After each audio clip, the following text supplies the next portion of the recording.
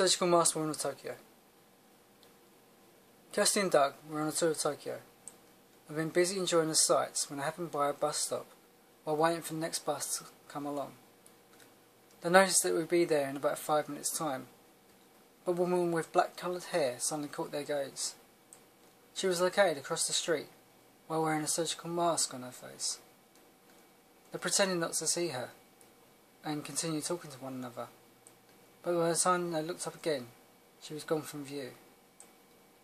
Feeling relieved that she was no longer there, they were then alarmed to see that she was suddenly seated beside them on the shelter seat. The woman then stared at them for long enough for them to ask her how she was. Unhooking the surgical mask, she showed them her face that was pretty and seemingly calm. Kirsty then asked her how long she'd wait for a bus to arrive. She became annoyed and stomped her feet. Her pretty face turned bright red with open wounds exposed before steam came out of her head. Doug immediately moved his girlfriend away and thought that they needed to keep their distance from her. Only when they turned back, she wasn't there. The bus arrived a few moments later, and they quickly got on board. But as they took up their seats and the bus pulled away, the woman was once again seated back at the bus shelter with a surgical mask on. Kirsty and Doug were alarmed, but a man stepped forward to tell them to keep away from the woman. He explained that she usually appeared only to tourists, and this was due to the fact that she'd been attacked and killed while waiting for a bus. Doug asked the man why she'd bothered them, but the man said that she was a restless spirit, felt the need to impose herself. He warned them that since she'd appeared to them, they could well be in danger.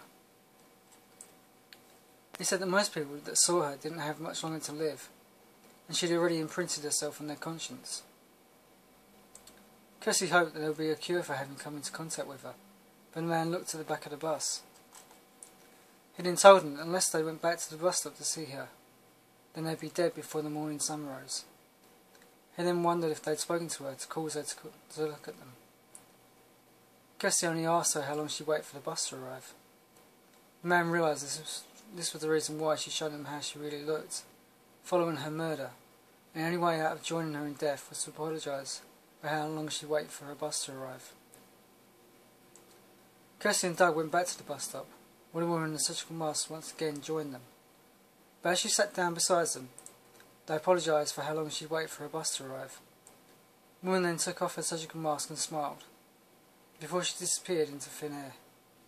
Doug and Kirsty took the next bus to come along, safe in the knowledge that they'd made up for their error of judgment with the surgical mask woman of Tokyo.